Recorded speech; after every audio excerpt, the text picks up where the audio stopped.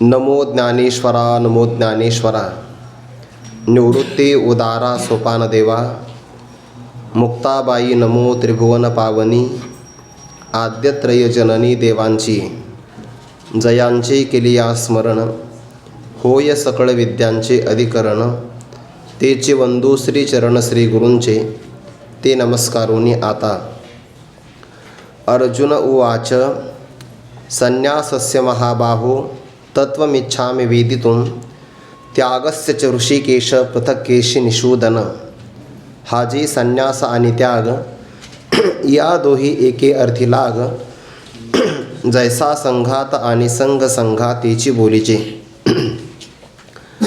कैवल्य साम्राज्य चक्रवर्ती विश्वमौली ज्ञानोबाराय सकल ब्रह्मनिष्ठ गुरुजनांच्या परमकृपेने श्री भगवती ज्ञानेश्वरीचा कलशाध्याय आणि त्या 18व्या अध्यायातील प्रारंभाचं मंगलाचरण तत्संबंधाने असणारा परिहार, 18व्या अध्यायाची संगती, त्यानंतर 18 अध्यायाने 700 श्लोकामध्ये प्रतिपादन केलेला विषय, जन्यजनक भावाचा असणारा संबंध, तो प्रतिपादन केल्यानंतर या अध्यायाच्या प्रारंभाला भक्तराज अर्जुनाने हा प्रश्न विचारला का, याचं ज्ञानोबाराय कारण सांगतात की ज्या विषयावर मनुष्याचं प्रेम असतं त्या प्रिय व्यक्तीने आपल्याशी कामा वाचून बोलावं. त्याला आपण अगोदर पाहिलं आहे, पुन्हा पुन्हा आपण त्याला पाहावं. आणि एखादा प्रिय विषय आपल्याला भोगण्यासाठी जरी प्राप्त झाला तर वारंवार त्याचं सेवन करावं असा प्रेमाचा प्रकार आहे. भगवान परमात्म्यावर भक्तराज अर्जुनाचं प्रेम आहे किंवा त्या प्रेमाचा पुतळाच म्हणजेच भक्तराज अर्जुन आहे. जसं भक्ताचं प्रेम आहे तसं देवाचं सुद्धा भक्तावर प्रेमच आहे आणि दोन्हीसुद्धा प्रेमाचा आकार आहे. आणि मग जिथे प्रेमाचा प्रकार असतो, ज्ञानोबाराय म्हणतात त्याने काळजीविनही बोलावे, ते देखिले तरी पहावे, भोगी ताचाड दुनावे पडियंतया ठाई. कामा वाचून बोलावं. प्रेम असेल तर मनुष्याला असं वाटतं त्याने कामा वाचून बोलावं, आणि प्रेम नसेल तर असं वाटतं काम असेल तरी बोलू नये. प्रेम जर नसेल तर त्यामध्ये आवडच निर्माण होत नाही. वास्तविक भगवंताचं 17व्या अध्यायातील अंतिम असणारं बोलणं ते भक्तराज अर्जुनाने ऐकलं, पण परमात्मा आता शांत राहिले. भगवंताच्या मुखारविंदातून पाझरणारं जे अमृत आहे ते आपल्याला सेवन करण्याकरता मिळत नाही. ज्या मनुष्याला चटक लागते की नाही, त्याला जर वियोग झाला तर ते सहन होत नाही. श्रीमद भागवतामध्ये असे 2-3 प्रसंग आलेले बघा. ते शुकाचार्य परीक्षिती राजाला श्रीमद भागवत सांगण्यासाठी 7 दिवसापर्यंत थांबले. आणि आता 9 स्कंद पूर्ण झाल्यानंतर शुकाचार्याने एकदा सहज विचारलं, का रे म्हणे 9 स्कंदाची समाप्ती झाली, आज 10व्या स्कंदाला प्रारंभ होतो आहे, पण अजूनही मात्र श्रवण करण्याची तुझी अपेक्षा पूर्ण झाली नाही. सगळ्यात कठीण प्राण्याला काय असेल तर प्राणाचा धर्म आहे. त्याला भूक आणि तहान सतावते. 9व्या स्कंदाची समाप्ती झाली तरी अजूनही तुला भूक आणि तहान सतावत नाही का? त्याचं काहीतरी कारण रहस्य असेल की नाही. तर परीक्षिती राजाने जे उत्तर दिलं ते फार गोड आहे. नैषाति दुस्सहा क्षुन्माम त्यक्तोदमपि बाधते पिबंतम त्वन्मुखांभोजच्युतम हरिकथामृतम. अत्यंत दुःखकारक असणारी तहान आणि भूक मला सतावत नाही. मी भूकेचा तर परित्याग केलेलाच आहे, पण पाणीसुद्धा मी प्राशन करत नाही. आणि मग तृप्ती होते तरी कशी? कारण नियम असा आहे कलियुगाचा की मनुष्याला ऐकण्याकरता प्राणाचं साह्य असावं लागतं. बरं, सगळ्यासाठीच प्राण्याचं साह्य आहे. जर आपल्याला आपल्या अंतःकरणाच्या वृत्तीला, विचारसागरातला विषय आहे, जर अंतःकरणाच्या वृत्तीला नेत्रेंद्रियातून बाहेर घटादी पदार्थापर्यंत जायचं असेल तर वृत्ती जड आहे, जाऊ शकत नाही. मग ते प्राणाचं साह्य घेते आणि मग जाते. जर मनुष्याचा प्राण विकळ झाला तर त्याला कोणतेही कार्य करावंसं वाटत नाही. कथित कथा सांगतो आता. उपनिषदामध्ये एक कथा आली आहे. ते विद्यार्थ्याला गुरुजी उपदेश करतात आत्मस्वरूप कसं आहे म्हणून. मग त्याला सांगता सांगता प्रारंभ केला अन्नमय कोशापासून. मग काही शास्त्रकार अन्नमय कोशाला अर्थात देहाला आत्मा असं म्हणतात. त्याच्या पुढचे प्राणाला आत्मा म्हणतात. त्याहीपेक्षा पुढे गेले तर मनाला आत्मा म्हणतात. त्याहीपेक्षा पुढे गेले तर बुद्धीला. नंतर आनंदमय कोशाला. वास्तविक या 5 कोशापासून आत्मा वेगळा आहे. पण प्राणमय कोशाला जेव्हा आत्मा असं म्हटलं त्याचं कारण प्राण सगळ्यात बलवान आहे. आणि मग ते विद्यार्थ्याच्या मनावर पटवून देण्यासाठी त्याला विचारलं, तू आज काय काय पाठ केलं? त्याने 2-3 दिवसापासून श्लोक चांगले पाठ केले होते. म्हणून दाखव बरं. इतके स्पष्ट म्हटले. गुरुजी म्हणले, मग आता एक काम कर, 2-3 दिवस उपवास कर. उपवास केला आणि 3ऱ्या दिवशी त्याला विचारलं, म्हणे तू परवा जे श्लोक म्हटला होता ना ते श्लोक परत म्हणून दाखव. प्राण व्याकुळ झालेला होता आणि त्यामुळे शरीरामध्ये त्राण राहिली नाही, ऊर्जा नाही, त्याला शक्ती नसल्यामुळे ते श्लोक आठवेना. म्हणून जर एखाद्याला कीर्तनात नाहीच आठवलं तर असं काही म्हणायचं नाही की तयारी नाही, प्राण व्याकुळ आहे असा अर्थ करायचा आहे. नाही आठवलं तर नाही आठवलं, पण ज्या अर्थी तुझा प्राण व्याकुळ होत नाही, काय कारण? ते परीक्षिती राजाने उत्तर दिले ते फार गोड आहे. पिबंतम, मी सेवन करतो आहे, पण काय? त्वन मुखांभोज च्युतम हरिकथामृतम, तुमच्या मुखारविंदातून पाझरणारं जे अमृत आहे ना, हरिकथामृतम, त्याला हे अमृत असं म्हटलं आहे. भगवंताच्या कथेचं अमृत मी प्राशन करतोय. आणि मग ज्याला अमृत प्राशन करायला मिळालं त्याला तहान भूक सतावत नाही. जैसा अमृताचा निर्झर, प्रसवे जयाचा जठर, तया क्षुदे तृषेचा आडदर काहीच नाही. वा, तहान हरपली भूक, हे वृत्तीवर तो येतच नाही की नाही. ज्याला हरिकथेचं अमृत प्राशन करण्याकरता मिळालं तो वृत्तीवर कशाला येईल? म्हणून त्याला तहान आणि भूक सतावत नाही. आता आपल्याला असंच वाटलं पाहिजे पाठ होईपर्यंत तहान भूक कळूच नाही. तसं हे झालं भागवतातलं. भागवतामध्ये आणखीन एक प्रसंग आलेला आहे. जे यदू म्हणजे भगवंताचे पूर्वज आहे, त्यांच्यापासूनच यादव वंश प्रारंभ झाला.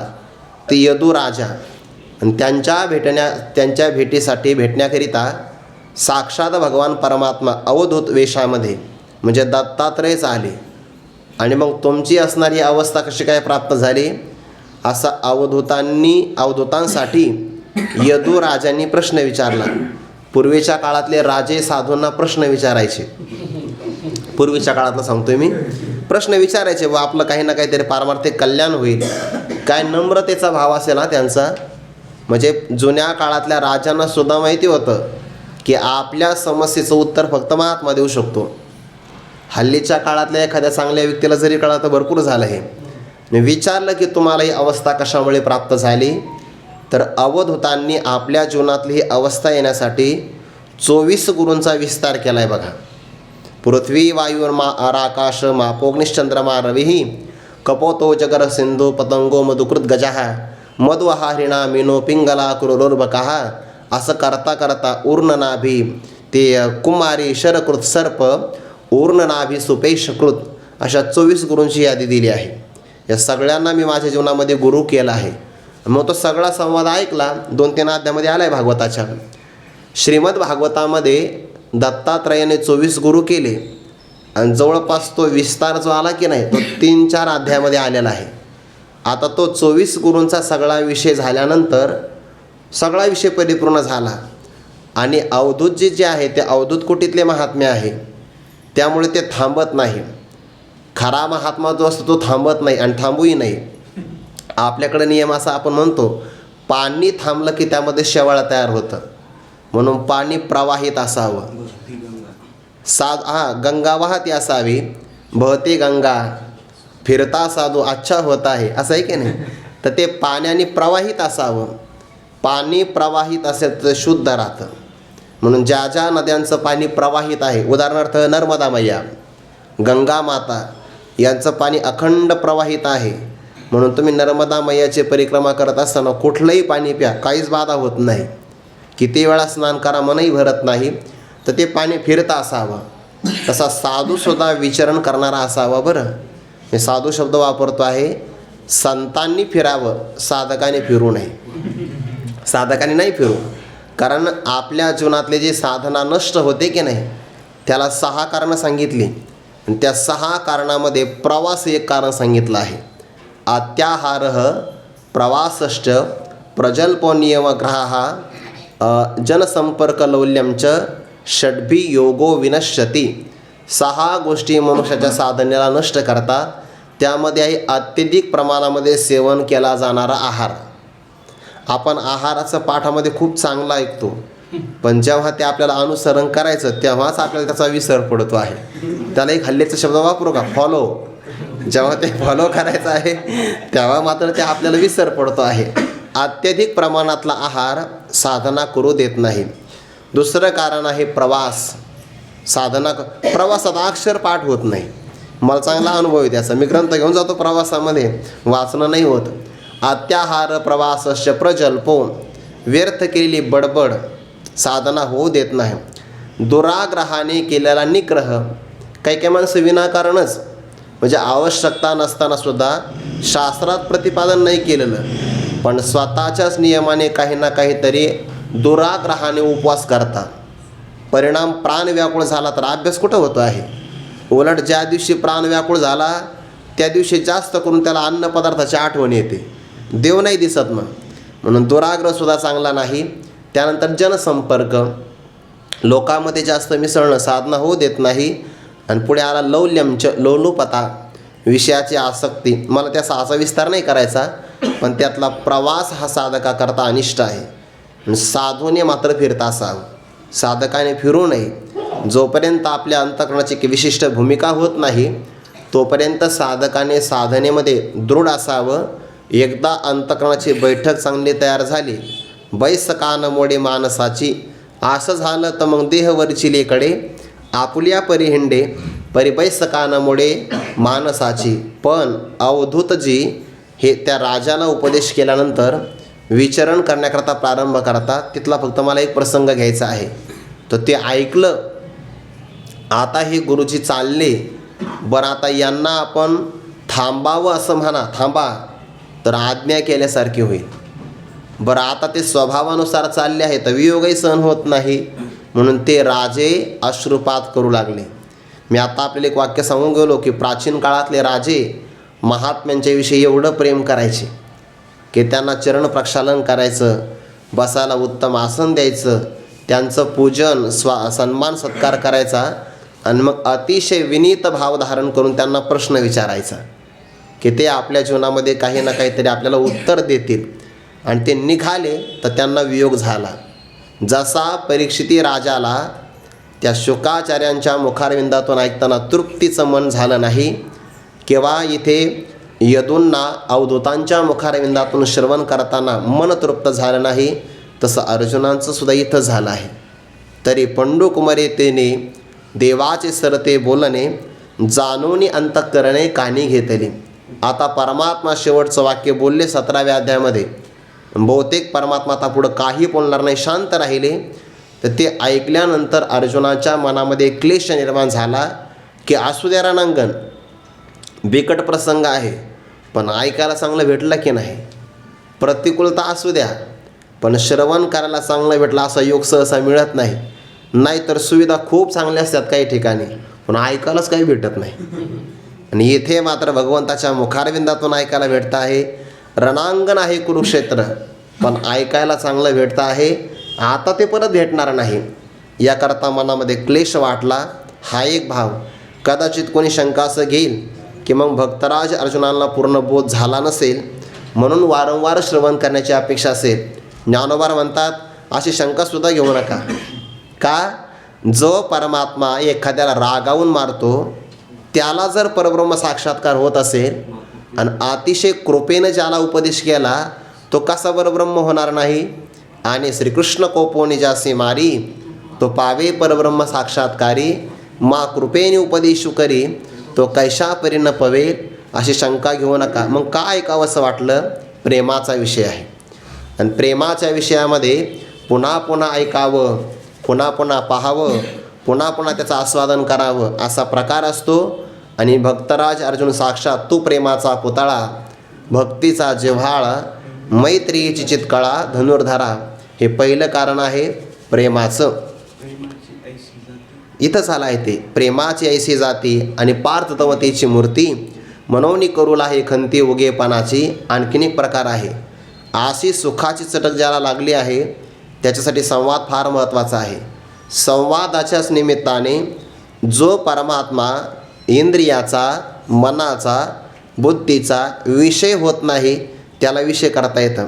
काल जर आपण कीर्तन ऐकलं असेल चैतन्य महाराजांचं लक्षपूर्वक, त्यांनी एक वाक्य खूप गोड सांगितलं, जो परमात्मा अनिर्वीची अनिर्वचनीय आहे तो स्तुतीचा विषय आहे. म्हणजे शब्दात ज्याचं कथन करता येत नाही तिथे हीच ओवी आलेली आहे. आणि संवादाचे निमिषे जे अव्यवहार वस्तू असे तेची भोगी जे की जैसे दर्पणी रूप. वास्तविक आपलं मुख आपल्याला पाहता येत नाही, जरी आपलं असलं तरी. का पाहता येतं? नाही पाहता येत. दुसऱ्यांचं पाहता येतं, आपलं नाही ना पाहता येतं. आपलं मुख आपल्याला पाहायचं असेल तर आरशाशिवाय पर्याय नाही.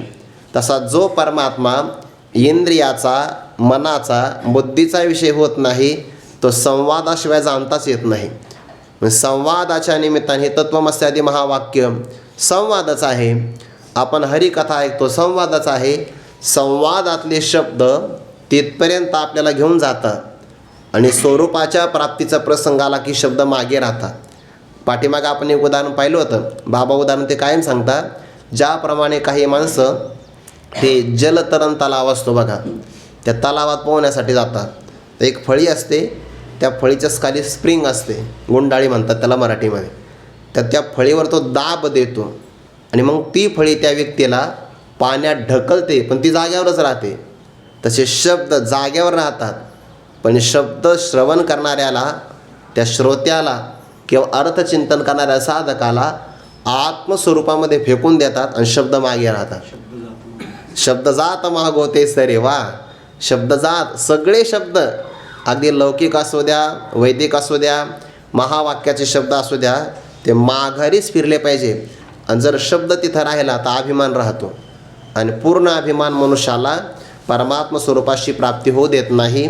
मिठाचा खडा समुद्रामध्ये विरघळतो पण तसा मोती विरघळत नाही. तसा सामान्य पुरुषाचा अहंकार लवकर जातो, पण मग मी ब्रह्म आहे, मी ब्रह्म आहे हा अहंकार मोत्याप्रमाणे लवकर जात नाही. तो गेला तर मग स्वरूपाला तो प्राप्त होतो. मग असा जर संवाद बंद पडत असेल आणि संवादाच्या निमित्ताने परमात्मा सुखाचा आनंदही भोगता भोगता थांबत असेल तर ज्याला सुखाची चटक लागली त्याला कसं काही सहन होईल. आणि म्हणून भक्तराज अर्जुनाने त्याग आणि संन्यास यांचं निमित्त विचारावं म्हणून भगवंताला बोलण्यासाठी भाग पाडलं. ज्ञानोबा म्हणतात याच्यामध्ये काहीही अन्यथा शंका धरण्याचं कारण नाही. जेव्हा वासरूच गाईचं दोहन करतं ना तेव्हा त्याला वेळ काळ नसतो. आणि खरं आहे आणखीन एक ओवी बरं का 3ऱ्या अध्यायामध्ये, जैसे मातेच्या ठाई अपत्यानवसर नाही, स्तन्या लागवणे पाहिजे या परी. लहान मुलाला जर भूक लागली तर आपल्या आईकडून यथेच्छ स्तनपान करण्यासाठी त्याला वेळ काळ पाहावी लागत नाही. किंवा ज्याप्रमाणे गाईचं वासरू आपल्याला जर भूक लागली असेल तर ते थोडीच असं आहे का ब्रेकफास्ट, डिनर आणि लंच असं थोडीच काही आहे, असा काही प्रकार नाही त्याच्यामध्ये. जेव्हा आपल्याला भूक लागली तेव्हा ते वासरू गाईचं दोहन करू शकतं. इथं भगवान श्रीकृष्णच गाय आहे, भक्तराज अर्जुन वासरू आहे आणि श्रीमद भगवद्गीता हे दुबते आहे. तैसे गीतेचे हे दुबते वत्स करुणे पार्थाते, दुभिनली जगापुरते श्रीकृष्ण गाय. म्हणून सांगितलं आहे की 18वा अध्याय नोहे हे एकाध्यायी गीताचे आहे. जै वत्सची धेनू दुहे तै वेळ कायसी. वासराला काय वेळ काळ आहे, तो केव्हाही गाईचं दोहन करू शकतो. तसा भक्तराज अर्जुनाचा भाव आहे की देवाला ते कधी पण विचारू शकतात. वास्तविक भगवंताने 17 अध्याय झाले ना तर आपलं ज्ञानाचं जे गाठोडं आहे ते गुंडाळलं होतं. म्हणजे अगदी आवरावरी घेतली होती. तसं नाही का आपण कीर्तन प्रवचन असेल तर ते आपण शेवटी वेळ कमी राहिला की आपण आवरून घेतो. ते श्रोत्यांचे लक्ष देतं बहुतेक आता विठोबारकमय होणार आहे, हा ते लक्षात आलं पाहिजे की नाही. जसं वक्ता आवरून घेतो तसं भगवंताने आवरून घेतलं, पण नाही. प्रेमाचा अधिकार आहे. भगवंताला पुन्हा ते गाठोडं सोडण्याकरता भाग पाडलं. संपतावसरी गीता आदरविली माघारी, स्वामी भृत्याचा न करी संवाद काही. स्वामी सेवकाचा संवाद काय करणार नाही म्हणजे पुन्हा पुन्हा संवाद करू शकतो, यामध्ये अन्यथा नाही. परी हे असो ऐसे अर्जुने पुषितत असे म्हणे विनंती विश्वेशी अवधारी जो. ज्ञानोबा म्हणतात परंतु हा विचार राहू द्या. अर्जुने पुषिजत असे विचारत आहे, पण विचारणारा कोण आहे? अर्जुन. शब्द फार गोड वापरला आहे बरं. रुजू शब्द आहे. रुजू शब्दापासून आर्जव शब्द तयार होतो आणि ज्याच्यामध्ये आर्जवत आहे त्याला अर्जुन म्हणतात. रुजू म्हणजे सरळ मनाचा, आर्जव म्हणजे सरळ व्यवहाराचा. ज्याचं मन आणि ज्याचा व्यवहार अतिशय सरळ आहे, ज्याच्यात गाठच कोणती नाही, तो देवाला विचारू शकतो. देवाला विचारण्यासाठी मनुष्याचं मन मोकळं पाहिजे. मोकळ्याच मनाचा मनुष्य आपलं मन मोकळं करू शकतो. परी हे असं वैसे अर्जुने पुषिजत असे म्हणे विनंती विश्वेशी अवधारीचो. पण विचारलं म्हणजे असं जरी आपला प्रेमाचा अधिकार आहे पण मर्यादा भंग होऊ देत नाही. ज्ञानोबा म्हणतात बघा, अहो श्री गुरु ते पुसावे तर येणे माने सावध व्हावे, एकची जाणे आघवे सव्यसाची. प्रेमाचाही अधिकार वापरलेला आहे, पण प्रेमाचा अधिकार वापरता वापरता मर्यादासुद्धा उल्लंघन होऊ दिली नाही, म्हणून विनंती शब्द आला. विश्वेशे सगळ्या विश्वाचे आपण ईश आहात. विनंती अवधारी जो, आमची विनंती आपण श्रवण करावी. आता विनंती यावर या पहिल्या श्लोकावरची थोडी एक प्रास्ताविकता आहे. थोडी प्रस्तावना बघू आणि मग श्लोकाचा भाव आपण आपल्यासमोर ठेवण्याचा प्रयत्न करूया. तर आपल्यामध्ये उपनिषदामध्ये किंवा शास्त्रामध्ये काही वचनं आली आहेत. पहिलं एक वचन असं आलं आहे की श्रवण करावं. श्रवण कोणी करावं? तर भाव असा आहे संन्यास श्रवणम कुर्यात. संन्यास धारण करून श्रवण करावं. त्यानं ठेवा बरं काही प्रमाण. संन्यास श्रवणम कुर्यात, संन्यास शब्द आला. आणखीन एक उपनिषदामध्ये शब्द आला त्यागेन एके अमृतत्व मानुषोहू. त्यागानेच अमृतत्वाची प्राप्ती होते. म्हणजे त्याग शब्द आला, संन्यास शब्द आला. तर त्या त्याग शब्दामध्ये टाकणंच आहे आणि संन्यास शब्दामध्ये सम्यक न्यास हा त्याग हा त्यामध्ये पण टाकणंच आहे. मग त्याग आणि संन्यास शब्दाचं नेमकं काय स्वरूप आहे? या दोन शब्दामध्ये काही अर्थभेद आहे की दोन्ही शब्दामध्ये एकच विषय सांगितला आहे? ही माझी शंका आहे. पण ही शंका का आली भक्तराज अर्जुनांच्या मनामध्ये? तर संन्यासाचे काही प्रकार आहे. त्यामध्ये एक संन्यास असा आहे की तत्त्वज्ञान जर आपल्याला व्हायचं असेल तर तत्त्वज्ञानाच्या पूर्वी एक संन्यास धारण करावा लागतो. विचारसागरामध्ये त्याला प्रक्रिया आली बघा. ते साधन चतुष्टयाचा विचार आला ना, ते अधिकारी अगोदर अनुबंध आला बघा. अधिकारी, विषय, प्रयोजन आणि संबंध हा झाला अनुबंध. पण त्या अधिकाऱ्यामध्ये पुन्हा साधन चतुष्टय आले. साधन चतुष्टय म्हणजे 4 साधनं: विवेक, वैराग्य, समाधी षटक आणि मुमुक्षुत्व. आलं की नाही? मला ते समाधी षटकाचा विचार करायचा आहे. त्यामध्ये एक उपरती आलं आहे बघा, उपरती. तर वेद विहित कर्माचे साधने, स्त्री धनपुत्रादी यांचा विधीपूर्वक त्याग. आलं की नाही? विधीपूर्वक त्याग म्हणजे सम्यक न्यास हा म्हणजे संन्यास. पण कशा करता? आत्मसाक्षात्कारासाठी. म्हणजे भाव असा आहे, ज्या मनुष्याला आत्मज्ञान संपादन करायचं असेल त्याला पहिल्यांदा काही त्याग करावा लागतो विधीपूर्वक. आणि मग असा संन्यास केला तर मग त्यांनी श्रवण करावं. म्हणजे केव्हा? ज्ञानप्राप्तीच्या अगोदरसुद्धा एक संन्यास आहे, त्याला विविध दिशा संन्यास असं म्हणतात. म्हणजे आपली जिज्ञासा पूर्ण व्हावी यासाठी जो संन्यास केला जातो त्याला म्हणतात विविधिशी संन्यास, विविधिशा संन्यास. आणि एकदा ज्ञान प्राप्त झालं की पुन्हा त्या महापुरुषाकडून जीवनमुक्तीच्या विलक्षण सुखासाठी पण आपोआप त्याग घडतो. त्याला विद्वत संन्यास असं म्हणतात. त्याकरता ज्ञानोबांची ओवी आहे, फळली केळी उन्मुळे तैसे आत्मलाभे प्रबळे, जयाची क्रिया ढाळे ढाळे गळती आहे.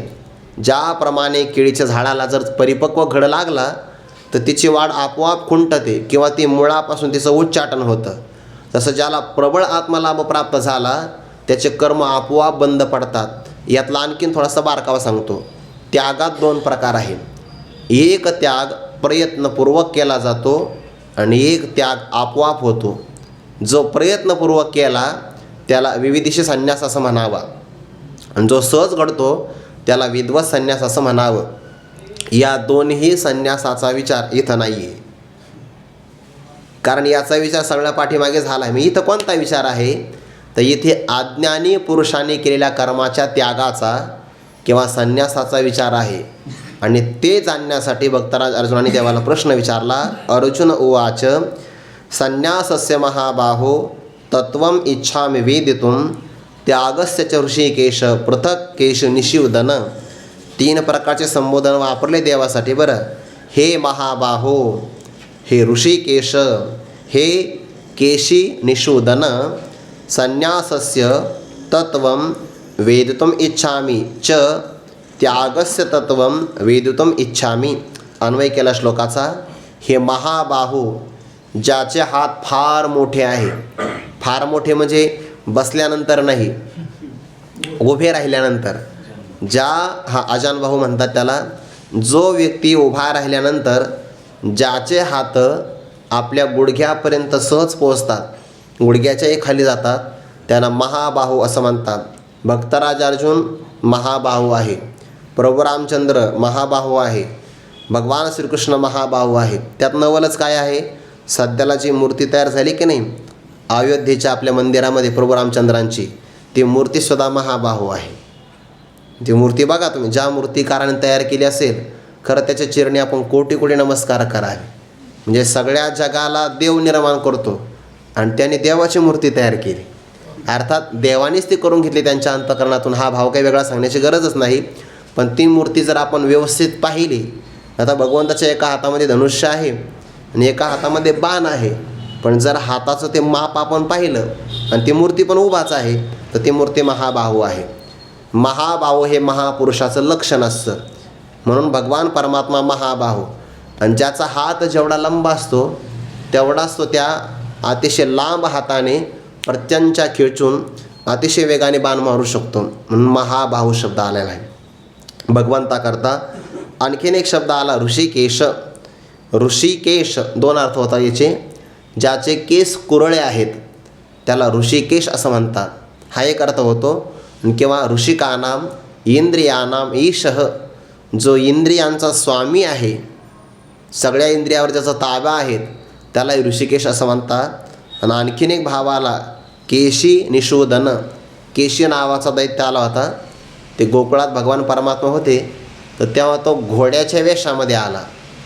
त्याला केशी, भगवंताला नाव पडलं केशी हंता किंवा केशी निशूदन. ज्याने केशी दैत्याचा निशेष प्रकारे नाश केला. तो अगोदर घोड्याच्या वेशामध्ये आला. भगवंताने त्याचे पाय पकडले पाठीमागचे, नसा गारा फिरवला, फेकून दिला. 400 हात लांब पडला तो.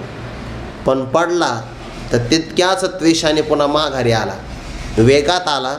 मग भगवंताने आपला हात त्याच्या मुखात टाकला आणि मुखातला हात अगदी त्याच्या पोटामध्ये आतड्यापर्यंत जाऊन गेला. त्याचा श्वास बंद झाला, त्याचे डोळे बाहेर आले. असा भगवंताने त्याचा नाश केला. म्हणजे केशी नावाच्या दैत्याचा नाश करणारा, सगळ्या इंद्रियांचा स्वामी आणि महाबाहू 3 विशेषणं वापरले देवासाठी. मधुसूदन सरस्वती म्हणतात हे का वापरले, अतिशय प्रेम असेल तर प्रेमामध्ये एवढं वापरलं जातं. जास्त प्रेम असेल ना मनामध्ये, अत्यंत राग, राग म्हणजे प्रीती, अत्यंत प्रीती आहे भगवंता पाठीमागं आलं ना, ऐसे प्रेमाची हे जाती आणि पार्थ तवतेची मूर्ती. त्या प्रेमातून भगवंताला संबोधन वापरले. पण कशासाठी, देवाची विनाकारण स्तुती नाही केली बरं. हे प्रभो मला संन्यासस्य, संन्यास कशाला म्हणतात, त्याचं तत्वम, जसं स्वरूप आहे त्याला म्हणतात तत्व. जसं स्वरूप आहे तसं मला जाणायचं आहे. वेदितुम इच्छामि, जाणण्याची मी इच्छा करतो आहे आपल्याकडून. आणि पुन्हा त्यागस्य तत्वम वेदितुम इच्छामि, त्यागाचं काय स्वरूप आहे तेही मला जाणायचं आहे. यावर ज्ञानोबारे स्पष्टीकरण करतात, ऐका. हा जी बघा आदरवाचक शब्द आला बघा पुन्हा. जी शब्द हा आदरवाचक आहे. आपल्याला एखाद्या महापुरुषाला विचारायचं असेल तर जी म्हणावं. ते आता एक अनुभव सांगतो मी, सहज. ते काही प्रौढी म्हणून सांगायचं नाही. म्हणजे मोठी माणसं किती हुशार असतात. कार्तिकेमध्ये आमच्या आश्रमामध्ये एक महात्मे आले होते. मग आल्यानंतर मी गेलो दर्शनाला. ते आमच्याही अगोदर तिथे येऊन बसले होते. मी दर्शन केलं आणि मग त्यांनी सहज काहीतरी प्रश्न वगैरे विचारला. तर ते माझ्या मुखारविंदातून, आपलं मुखारविंद कशाला म्हणा, आपलं तोंडच म्हणावं, ते तोंडातून शब्द निघून गेला की जी असा शब्द निघून गेला सहज. मग दुसरा एक व्यक्ती परिचय करून देऊ लागला की यांचं नाव हे आहे, हे संस्था सुटली आहे. तर ते महात्मे काय म्हणले, आता परिचय करून द्यायची गरज नाही म्हणे. ज्या अर्थी त्याच्या मुखातून जी शब्द आला त्यातूनच आम्हाला कळालं की पुढं काय आहे म्हणून. म्हणजे मोठे माणसं शब्दात किती ओळखतात. मानस जाणे जे बोलण्यातून कळतं. म्हणून एखाद्या व्यक्तीने जर आपल्याला पुकारलं तर त्यांचा आदर म्हणून जी शब्द सहज, आणि हे विदर्भात जास्त बघायला भेटतं जी शब्द. आपल्याकडे जर एखाद्याने पुकारलं तर काय असं म्हणू नये, जी म्हणावं, आदर कळतोय त्याच्यातून. ज्ञानोबा शब्द वापरतात की नाही, ओम नमोजी आद्या, तिथंही शब्द आला ना, ऐका नाही, नमोजी पूर्ण शब्द घ्यायचा, नाहीतर न मोजी असा नाही. मी आद्या काही मोजत नाही असा अर्थ नाही त्याचा. पारायण करता का तुम्ही? हो. आद्या किती झाले? मोजाचे कशाला? ज्ञानोबा म्हणले ओम न मोजी आद्या, असा अर्थ नाही घ्यायचा. आदरवाचक शब्द आहे. जी संन्यास आणि त्याग या दोही एके अर्थी लाग म्हणजे संबंध. संन्यास आणि त्याग या दोन शब्दांचा अर्थी म्हणजे विषय. बरं, शब्द दोन आहे पण त्या दोन शब्दांचा विषय एकच आहे. जसं की आपण एखादा पुरुष असतो तर त्याला पुत्र काय म्हणतात? वडील म्हणतात, आणि भाचा मामा म्हणतो. शब्द दोन आहे, व्यक्ती मात्र एक आहे. तसं संन्यास आणि त्याग या दोन शब्दाकडून एके अर्थी लाग, एकाच विषयाचा संबंध असेल. कसं? उदाहरण देतात ज्ञानोबा राय, जैसा संघात आणि संघ संघातेची बोलीचे. ज्याप्रमाणे संघ म्हणजे समुदाय, एखादा समूह असतो तर त्या समूहाला संघाताला काय म्हणतो? संघात. किंवा काही माणसं संघातालाच पुन्हा संघ म्हणतात. मग आता संघ शब्द घ्या किंवा संघात शब्द घ्या, दोन्हीचा अर्थ काय झाला? एकच झाला की नाही. संघात आणि संघ संघातेची बोलीचे. संघ शब्द एवढा जुना आहे बरं, अर्थ ध्यानात ठेवा. संघात आणि संघ संघातेची बोलीचे. की आता किती वर्षाचं आहे? जवळपास ज्ञानोबारांच्या ज्ञानेश्वरीचं हे 730च्या पुढं 32 ते असं काहीतरी वर्ष असेल हा, तेव्हापासून संघ आलेला आहे. संघात आणि संघ संघातेची बोलीचे सहज आहे. याचे बरेच अर्थ होतील, नंतर पाहू आपण. तैसेची त्यागे आणि संन्यासे. त्यागची बोली जात असे, आमचेनी तव मानसे जाणीजे हेची. मागे उदाहरण दिलं की नाही, ज्याप्रमाणे संघाताला संघातही म्हणतात आणि संघाताला संघ असंही म्हणतात, तैसेची त्यागे आणि संन्यासे. त्यागाने आणि संन्यासाने त्यागची बोली जात असे. दोन्ही शब्दाने त्यागच सांगितलेला आहे. म्हणजे त्याग शब्दाने सुद्धा त्यागच, संन्यास शब्दाने सुद्धा त्यागच बोली जात असे. हे कोण म्हणता आहे? आमचे नितव मानसे.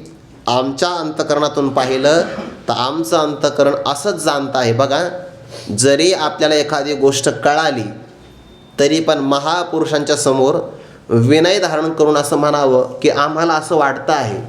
पण जर आमचं काही चुकत असेल किंवा आमच्या विचारामध्ये काही जर चूक होत असेल तर कृपया करून आपण त्याला निस्तरण करावं, असं विचारावं.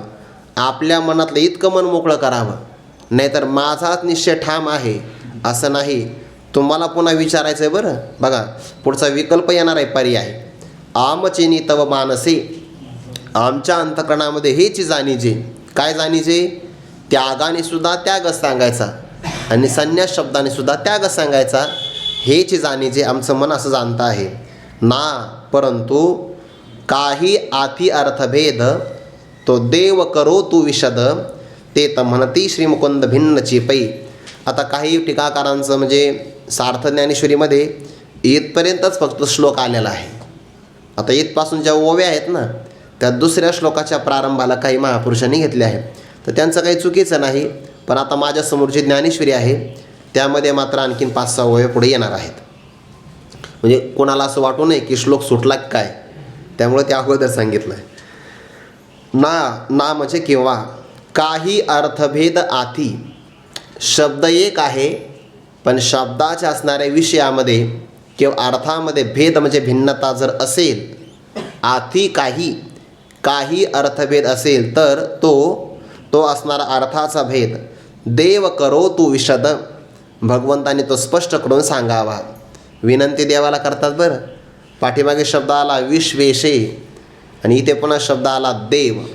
जो दिव्य स्वरूपाचा आहे म्हणजे ज्ञान स्वरूपाचा आहे तो दुसऱ्याला ज्ञान देऊ शकतो, किंवा जो सगळ्यांचा नियामक आहे सगळ्या जगताचा तो विशद करून सांगू शकतो. पण शब्द कसा वापरला माहिती आहे का? जर या दोन शब्दामध्ये काही अर्थभेद असेल तर तो अर्थभेद स्पष्ट करून सांगा. म्हणजे काय? ज्याप्रमाणे राजहंस दुधाला वेगळं करतो आणि पाण्याला वेगळं ठेवतो तितकं स्पष्ट सांगा. नाहीतर पुन्हा जर त्यामध्ये मिश्रण झालं तर आमच्या बुद्धीचा भ्रम होऊ शकतो. म्हणून देव करो तू विशद, देवाने स्पष्ट करावा. आणि विशद करणं हे गुरूंचं काम असतं बरं. 10व्या अध्यायात ओवी नमो विशद बोध विदग्धा. विदग्धा म्हणजे कौशल्यपूर्ण. बोध किती विशद करून सांगावा या बाबतीमध्ये गुरुजींच्या हातवटी असते आणि असावी. म्हणून त्यांना श्रोत्रिय ब्रह्मनिष्ठ कृपाळू म्हणतात. देव करो तो विशद हे ऐकलं भगवंताने. भगवान म्हणतात ते तर म्हणते श्री मुकुंद भिन्न चिपई. अरे अर्जुना, त्याग आणि संन्यास या शब्दाचा अर्थ तुझ्या मनात एक आहे, पण खरं तर पाहिलं तर यांच्यामध्ये भिन्नता आहेच. आती अर्थभेद तर आतीच असा अर्थ झाला बरं.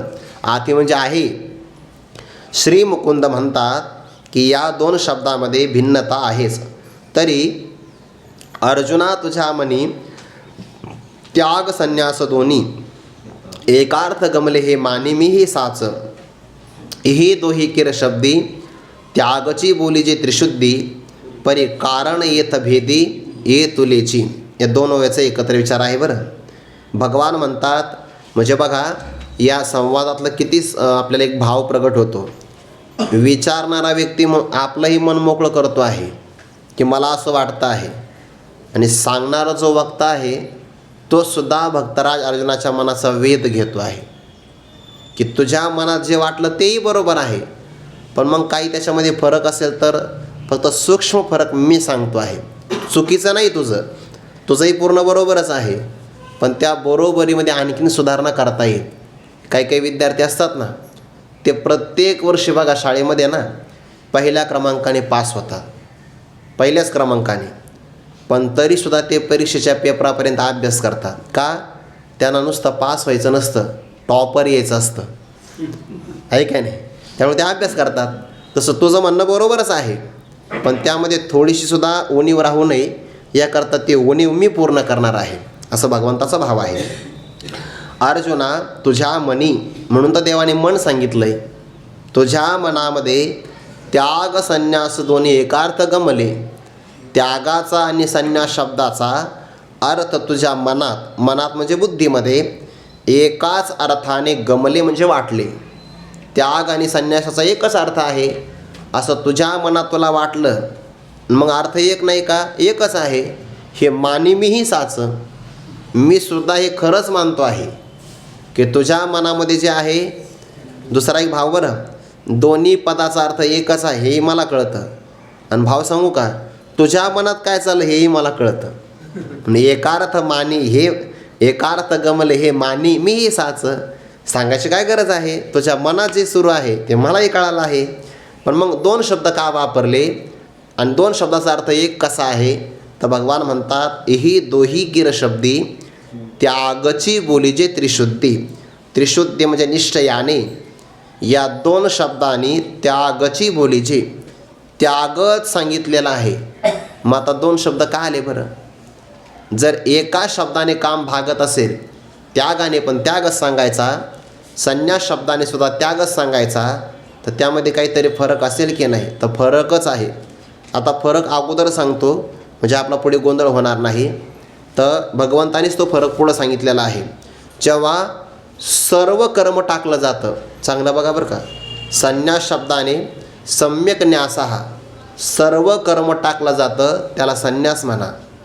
आणि त्यागामध्ये कर्माचं आचरण केलं जातं, फक्त कर्मफलाचा त्याग केला जातो. म्हणून आपल्या संप्रदायामध्ये कर्माचा त्याग नाही आहे, कर्मफलाचा त्याग आहे. कर्म करत राहावं. मग ज्यामध्ये कर्माचं अनुसरण आहे आणि कर्मफलाचा त्याग त्याला त्याग म्हणा, आणि कर्मासहित कर्मफलाचा त्याग त्याला संन्यास म्हणा. म्हणजे संन्यासामध्ये दोघाचा त्याग आहे, कर्मफलाचा अधिक कर्माचा, आणि त्यागामध्ये फक्त एकच त्याग आहे, कर्मफलाचा. कर्माचा नाही, त्याचा अनुष्ठान आहे. इही दोही केर शब्दी त्यागची बोली जी त्रिशुद्धी. मग त्यागच आहे की नाही? फक्त फरक कोणता आहे? एकात कर्मासहित फलाचा आणि एकात फक्त फलाचा, पण त्याग समान आहे. त्यागची बोली जी त्रिशुद्धी परे कारण येत भेदी येतुलेची. पण यांच्यामध्ये भेदाचं कारण शब्द दोन वापरले तर त्याच्यामध्ये काहीतरी भिन्नता असेल की नाही? तर त्या भेदाचं कारण फक्त एकच आहे. कोणतं? निपटून कर्म सांडीचे ते सांडणे संन्यास म्हणजे फळ मात्र का त्यजीचे तो त्याग का. एकाच वेळीमध्ये स्पष्टीकरण झालं आहे बघा आता. आणि याच असणाऱ्या 92 क्रमांकाच्या सूत्राचं सगळं विस्तार म्हणजे आता पुढचा अध्याय आहे. हे सगळ्या ज्या ओव्या आहे की नाही, त्यामुळे ही ओवी चांगली पाठ करायची. आता पाठच होईल मला सांगितल्यानंतर. निपटोनी कर्म सांडेजे. निपटोनी म्हणजे सर्वथैव. ते निपटोनी म्हणजे जर आपण ते दुधाचं पातेलं असतं बघा, त्याच्यावर साय आली की वरती कधी कधी साय येते चांगली.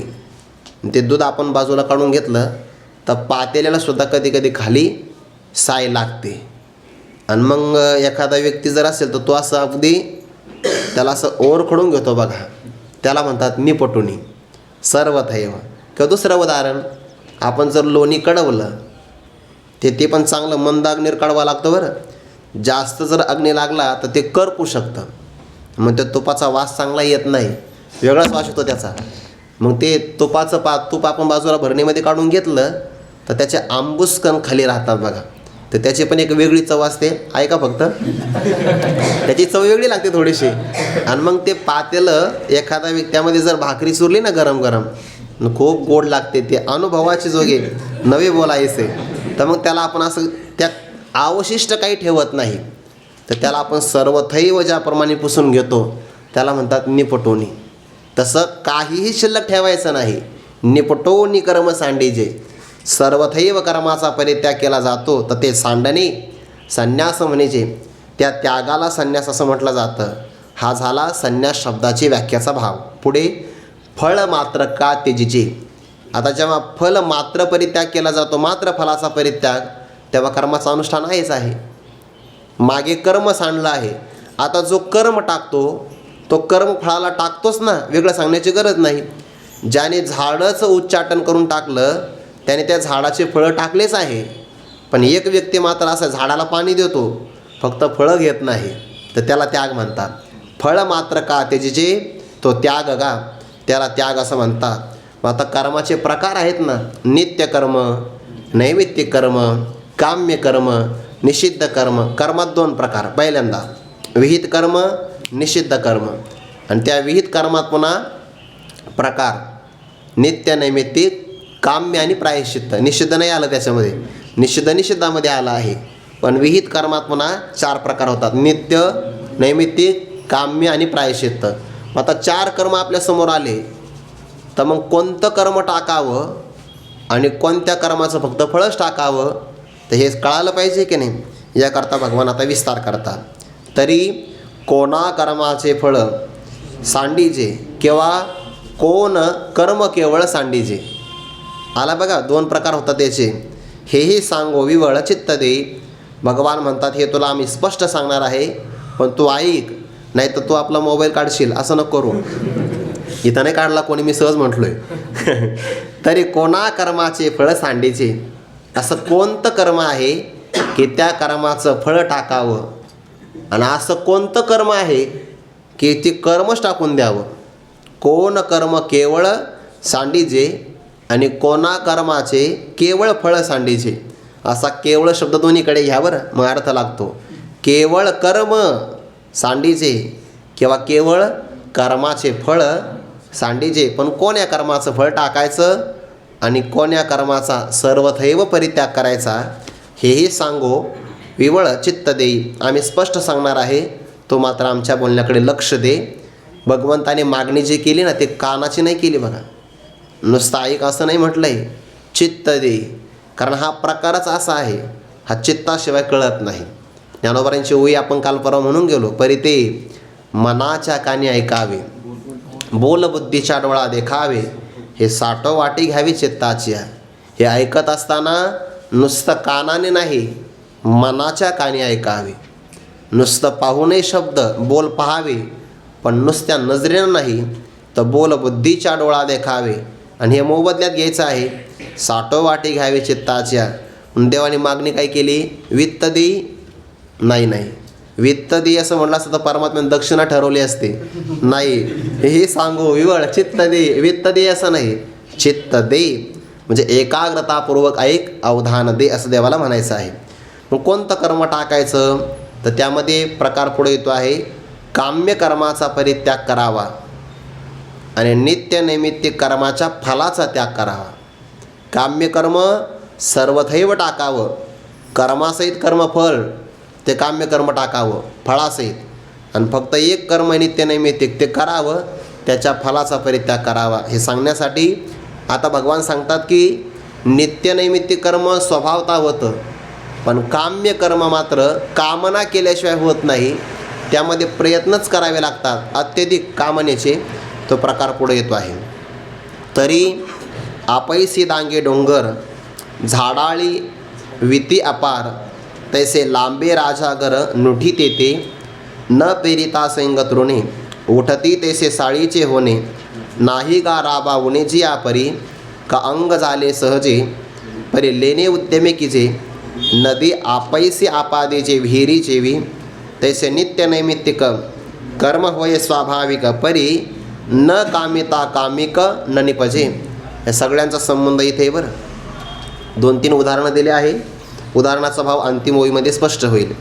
उदाहरण असं आहे की आपल्याला काही कर्माचा परिपूर्ण त्यागच करायचा आहे आणि काही कर्माचा मात्र कर्माचा अनुष्ठान करून फलाचा परित्याग करायचा आहे.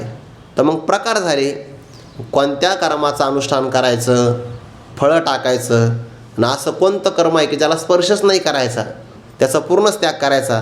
तर हे समजण्यासाठी त्या कर्मातले काही प्रकार आहे की अनुष्ठान एकाचं प्रयत्नपूर्वक कसं करायचं, त्याकरता भगवान सांगतात, तरी आपैसी दांगे डोंगर, झाडाळी विती अपार. झाडाळी असा पण एक पाठ आहे किंवा झाडे लागते असा दुसरा एक पाठ आहे. आपैसी दांगे, दांगे म्हणजे अरण्य, आणि डोंगर.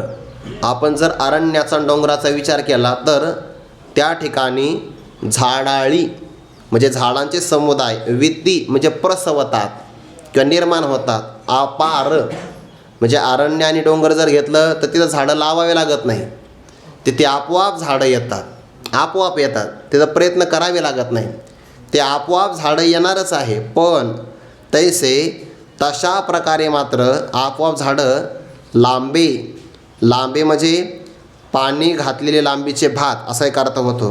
आणि राजागर म्हणजे राजाच्या मळ्यातली झाडं, बागेतली झाडं तशी आपोआप येतात का? डोंगरामध्ये येणाऱ्या झाडाप्रमाणे शेतामध्ये असणारा भात आणि राजाच्या बगीतलेले झाडं आपोआप येत नाही. मग नुठीत येते, तसे उठत नाही, ते तसे निर्माण नाही होत, मग त्याला प्रयत्नपूर्वक लावावे लागतात. दोन्ही उदाहरणातला भाव पुढे ओळीमध्ये स्पष्ट होईल. फक्त प्रकार 2-2 आहे एवढे ध्यानात ठेवा. या प्रत्येक ओळीमध्ये 2-2 प्रकार आहे. डोंगरावर अरण्य झाडं आपोआप लागतात, पण बगीच्यातले झाडं तसे नाही, ते प्रयत्नपूर्वक लावावे लागतात. दुसरं उदाहरण, न पेरिता सैंग तृणे, उठती तैसे साळीचे होणे नाही का, राबावणे जियापरी. अशी ओळी वाचली की अर्थ आणखीन लागतो बरं. न पेरिता सैंग तृणे उठते, आपण पेरणी जरी केली नाही तरी तृणे म्हणजे गवत, सैंग म्हणजे पुष्कळ. गवताची का पेरणी करायला लागते काय? गवताची पेरणी न करता सुद्धा गवत पुष्कळ प्रमाणामध्ये निर्माण होतं. पण तैसे साळीचे होणे नाही का. साळी म्हणजे तांदूळ, तांदळाचं मात्र तसं नाही आहे, त्याची लावणीच करावी लागते, ती सुद्धा चिखलात योग्य प्रमाणामध्ये करावी लागते. राबावणे म्हणजे राबल्याशिवाय, जियापरी ज्याप्रमाणे राबल्याशिवाय साडीचं लावणं आपल्याला करता येत नाही. पण मात्र इतर भागात आपण पाहिलं तर गवत आपोआप उगवतं, गवताला श्रम नाही, पण भात लावण्यासाठी मात्र श्रम आहे. आणखीन एक उदाहरण देतात का अंग झाले सहजे परी लेणे उद्यमे कीजे, नदी आपैसे आपादी जे विहिरी जेवी. एखाद्या पुरुषाला शरीर प्राप्त झालं तर ते आपोआप आहे. शरीर आपल्या कर्मानुसार आपोआप म्हणजे ईश्वराच्या इच्छेनं मिळतं. पण अंग आपलं सहज आहे, पण त्या अवयवावर मात्र जे काही अलंकार परिधान करावे लागतात ते लेणे उद्यमे कीजे, त्यासाठी मात्र उद्योगच करावा लागतो बरं. इच्छा केली की कानामध्ये भिकबाळी असावी असते ती वरती, तर ती का अशी येत असते का? सोन्याची बाळी तशी येत नाही ती. किंवा कानामध्ये कुंडल वगैरे असतात. जरी आपलं शरीर आपल्याला सहज प्राप्त झालं, पण तसे अलंकार सहज प्राप्त होत नाही. ते फक्त एकाच महात्म्याला प्राप्त झाले, कर्णाला. ते कवच आणि कुंडल निसर्गतच आलं होतं, ते बाकी कोणाला नाही. म्हणजे अंग सहज आहे, पण अलंकार मात्र प्रयत्नपूर्वक कमवावे लागतात. आणखीन एक उदाहरण, नदी आपैसी, नदी आपोआप आहे, परंतु आपादीजे विहिरी जेवी, पण विहीर ज्याप्रमाणे संपादन करावे लागते, खोदावी लागते. या सगळ्यातून काय सांगायचं ते एकाच ओवीमध्ये ज्ञानोबा सांगतात, तैसे नित्य नैमित्तिक कर्म होय स्वाभाविक. जे नित्य आणि नैमित्तिक कर्म आहे की नाही ते सहज आपल्याकडून घडत असतं. सहज स्नान करायचं सहज घडतं आहे, देवपूजा सहज घडते आहे, अतिथी सत्कार सहज होतो आहे. हे आपल्या वाट्याला आलेलं कर्म नित्य नैमित्तिक स्वाभाविक होय. आपल्या स्वभावानुसार मागच्या जन्मामध्ये आपण पाप पुण्य केलं, त्या कर्माचा एक संस्कार अंतःकरणात राहतो आणि तो संस्कार उद्भूत झाला की त्याला स्वभाव म्हणतात. तर ते नित्य नैमित्तिक कर्म मागचे जसे असतील तसे स्वाभाविक होतात. परंतु न कामिता, कामिक न निपजे. कामिक म्हणजे काम्य कर्म. काम्य कर्म स्वाभाविक नाही होत, काम्य कर्माची कामनाच करावी लागते तेव्हा ते निर्माण होतं. तसं ते निर्माण होत नाही. जसे मागे उदाहरण दिले की नाही, डोंगरात झाडं आपोआप येतात, नित्यनैमित्तिक कर्म स्वाभाविक होतं.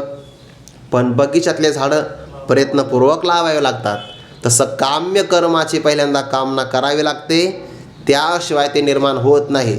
आणि अशाच काम्य कर्माचा पूर्ण परित्याग करायचा, त्याला म्हणतात मग संन्यास. आणि बाकीचं नित्यनैमित्तिक कर्म करायचं, त्याच्या फक्त फळाचा परित्याग करायचा, त्याला म्हणतात त्याग. तो विषय उद्या येणार आहे, उद्या पाहू. पुंडलिक वरदाहरी विठ्ठल श्री ज्ञानदेव तुकाराम माऊली ज्ञानेश्वर महाराज की जय. जगद्गुरु तुकाराम महाराज की जय. सद्गुरु जोग महाराज की जय.